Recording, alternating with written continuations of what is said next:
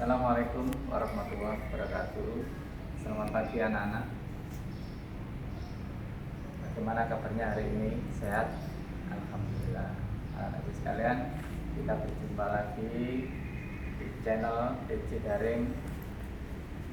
Jangan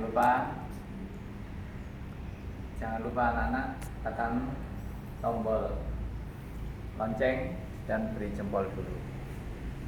Anak-anak sekalian, mari kita lanjutkan. Pada pagi hari ini PC akan menjelaskan tentang pembelajaran IPS, yaitu tentang sikap positif terhadap makna proklamasi kemerdekaan Indonesia.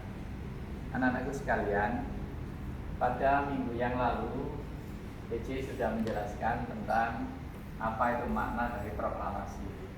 Kalian tahu bahwa dengan proklamasi berarti bangsa Indonesia telah bebas dari belenggu penjajahan, sehingga bangsa Indonesia setelah proklamasi ini diberi kebebasan untuk menentukan nasibnya sendiri. Proklamasi anak-anak bukanlah berarti merupakan sebuah tujuan akhir dari suatu perjuangan, tetapi proklamasi adalah merupakan awal dari cita-cita kita untuk mengisi kemerdekaan yang telah kita rebut susah payah, ya, dengan mengorbankan jiwa raga, ya, sehingga kita bisa merdeka seperti sekarang ini. Anak-anak sekalian, sikap yang harus kamu perhatikan, sikap positif apa yang hendaknya kamu lakukan untuk mengisi kemerdekaan Indonesia ini. Kalau dulu anak-anak kita berjuang adalah melawan kolonial Belanda, Jepang, Portugis, Inggris dan seterusnya.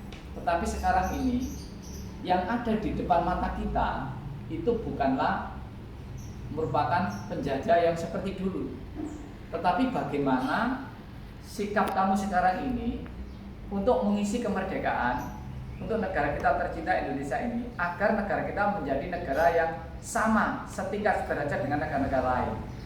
Nah, ini yang harus kamu perhatikan. Nah, oleh karena itu anak-anak, pada kesempatan ini PJ ingin menggugah kalian bagaimana cara kalian berpikir. Kalian adalah seorang generasi penerus bangsa, yang mana sekarang ini pemimpin-pemimpin kita, bapak-bapak kita yang duduk di atas itu sedang bersusah payah untuk apa? Untuk mempertahankan bagaimana negara kita ini agar tetap berlangsung seperti negara-negara yang ada, tetangga-tetangga kita yang ada di sekeliling negara kita. Nah, oleh karena itu anak-anak, kalian adalah seorang pelajar. Yang harus kamu lakukan sekarang ini adalah, yang pertama adalah kamu hendaknya gemar membaca. Karena apa? Dengan membaca kalian akan tahu. Dengan membaca kalian akan tahu bagaimana perkembangan dunia sekarang ini. Dengan membaca ilmu kalian akan bertambah, pengalaman kalian akan bertambah. Tidak salah anak-anak, tidak salah kalau dalam agama dikatakan bahwa ketika itu Nabi kita Muhammad SAW itu pertama kali menerima wahyu yang pertama di Gua Hira, itu mendapat surat yang pertama kali turun, ayat yang pertama kali turun adalah surat Al-Alaq.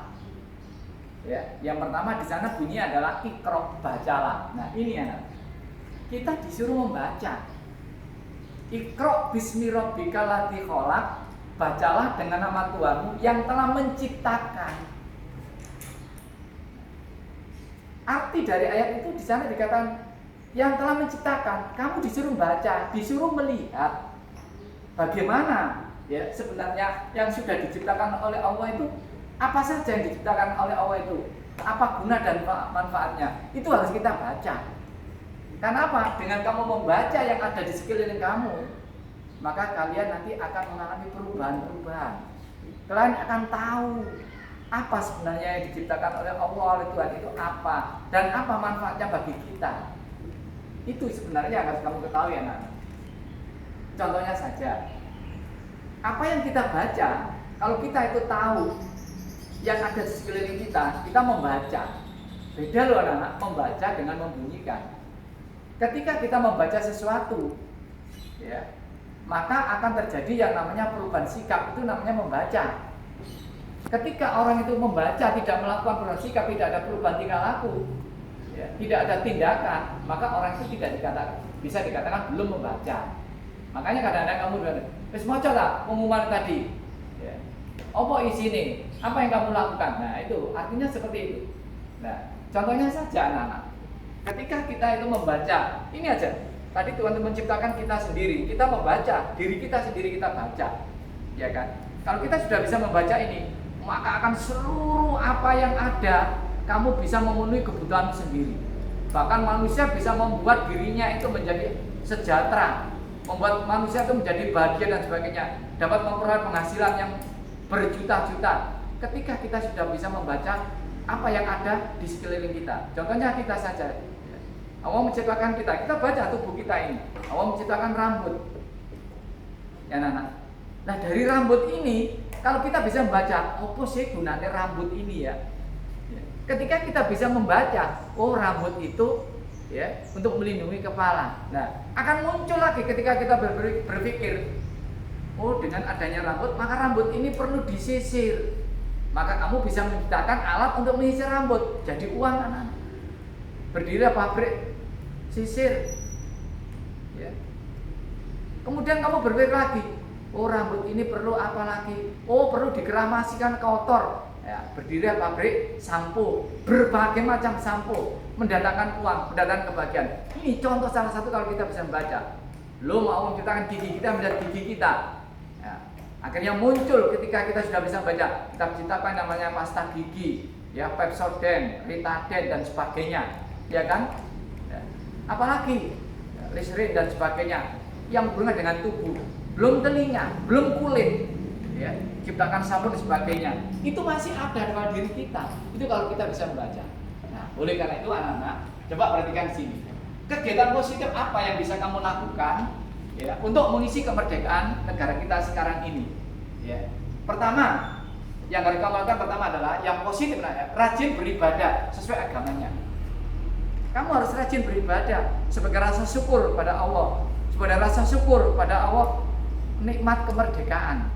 Tanpa diberi kemerdekaan, kalian tidak akan bisa sekolah seperti ini.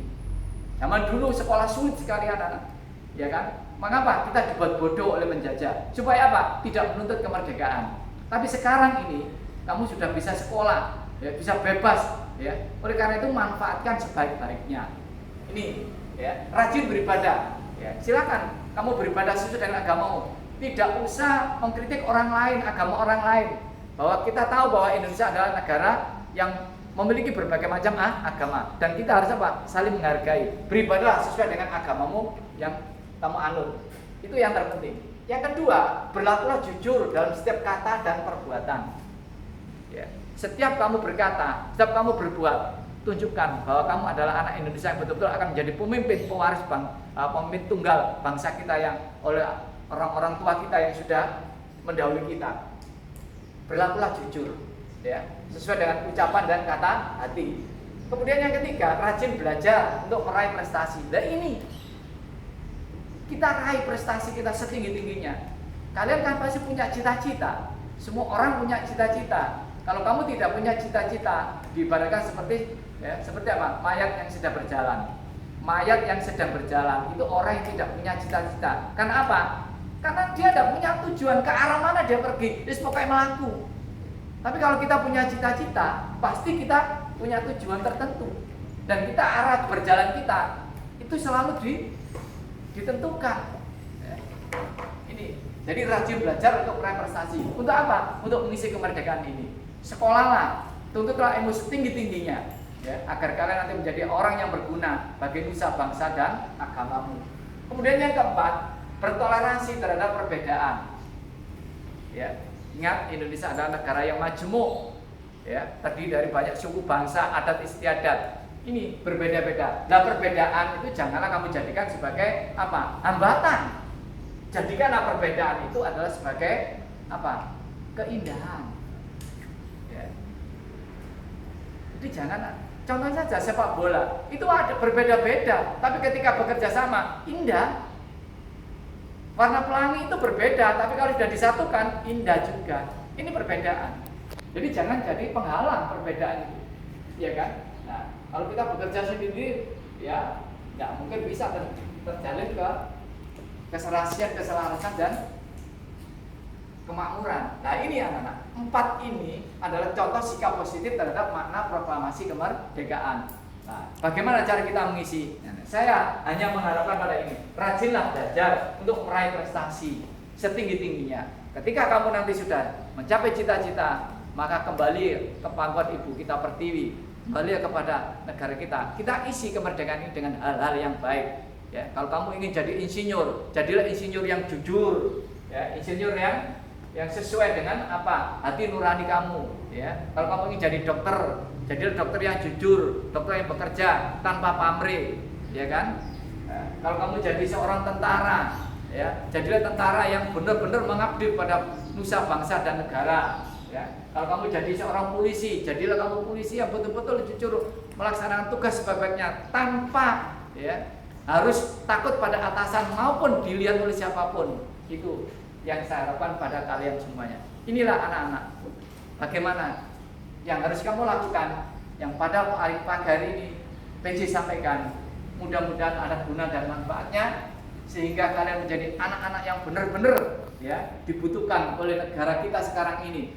Padahal negara kita sekarang ini butuh orang-orang yang cerdas, butuh orang-orang yang kreatif, butuh orang-orang yang inovatif. Untuk apa? Untuk mengembangkan dan mengisi kemerdekaan ini agar setara dengan bangsa-bangsa lain, ya.